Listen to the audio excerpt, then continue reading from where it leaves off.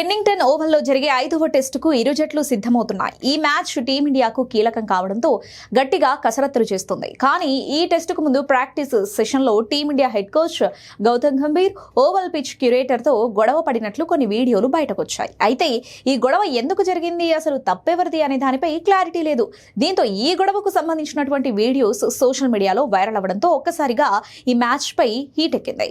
అయితే అసలు ఏం జరిగిందనే దానిపై టీమిండియా బ్యాటింగ్ కోచ్ సితాషు కోటక్ వివరించారు. ముఖ్యంగా ఈ టెస్ట్ మ్యాచ్ టీమిండియాకు ఖచ్చితంగా గెలవాల్సిన మ్యాచ్. అందువల్ల ఓవల్ మైదానంలో ప్రాక్టీస్ ముమ్మరంగా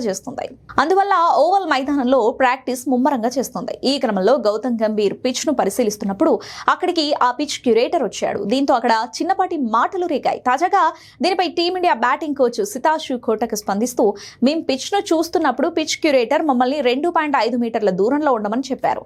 మేం జాగర్లు ధరించాం. అతడి మాటలు మాకు చాలా వింతగా అనిపించింది. అంతేకాదు క్యూరేటర్ మొదట మా సపోర్ట్ స్టాఫ్ పై అరిచాడు. రబ్బరు స్పైక్లు ధరించి పిచ్ ను చూస్తుంటే అక్కడ ఉండకూడదన్నాడు.